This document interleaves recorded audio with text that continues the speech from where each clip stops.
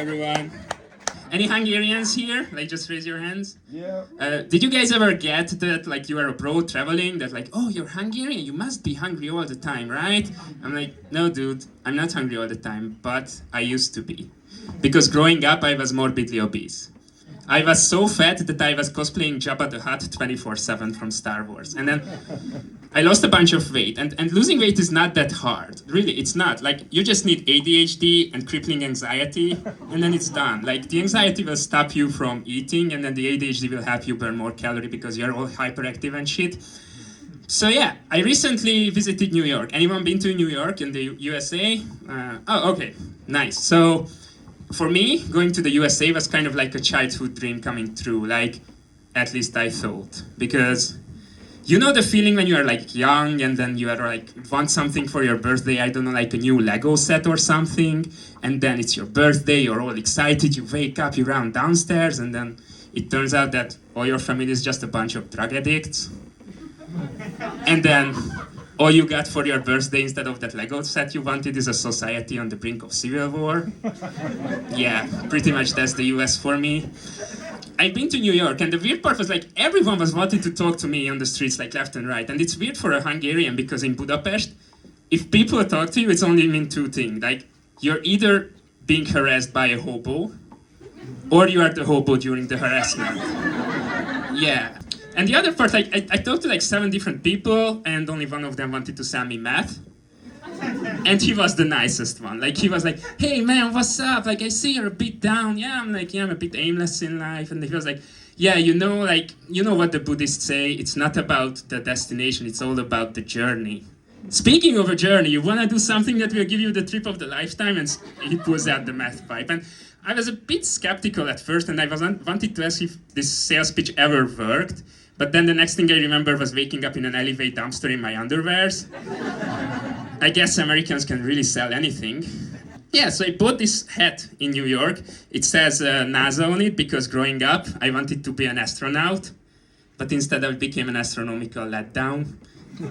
Yeah. And I was thinking, like, I like souvenirs that kind of have like a utility to it, and it made me think that, like, I'd probably be the kind of serial killer who makes like dope shit out of their victim's skin. I don't know, like lampshades or like cool wallets, whatever. It could be a great side hustle. All in all, I don't think that Hungary and the US is that different. Like, I'm 100% certain that our Minister of Propaganda, Rogan Antal, and the comedian podcaster Joe Rogan are related. Just think about it for a second. Like, they have the same name, Rogan, but like, they also spread misinformation for uninformed douches from the countryside. Yeah. The US has guns. We have the palinka. If you ask me, both are quite deadly weapons. But while it's kind of a tradition to have shots of palinka at a birthday, I don't think that pulling up with guns to a birthday is that fun. The US, I don't know guys if you know, but the US has an alien crisis. And I'm not talking about you Mexicans who are like, going there, but like, the actual green ones from up there. And I get it. I think they just want to move there, have fun, and get the green card as like anyone else. They already matched it in color. But the weird part for me is like, we have this evidence, the CIA, everyone is telling, and then nobody seems to give a fuck. I kind of understand, because like, my life is kind of bad. I have like around $100 on my name every month after I paid for my student loan, credit card, OnlyFans subscriptions.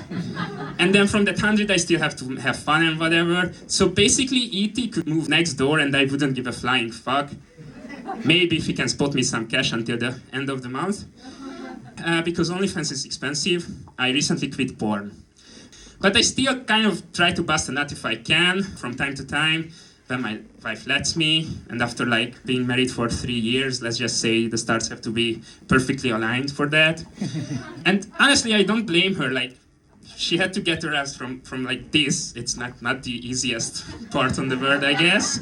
And that doesn't mean that I wouldn't relapse from time to time. Like, it's so easy to go back to the old ways. And like one time I had a really, really stressed day at work. I just got home. My wife and their parents was home. I were like talking and I really felt stressed. I just slipped off to the bathroom, like pulled up my phone, done the deed in like, I don't know, like 5 seconds. And then I came out and like everyone was looking at me like quite strange, like pale as the wall. I'm like, first I didn't really get it. Like, I don't understand like what's happening, and then I realized. Have you guys ever heard of AirPlay?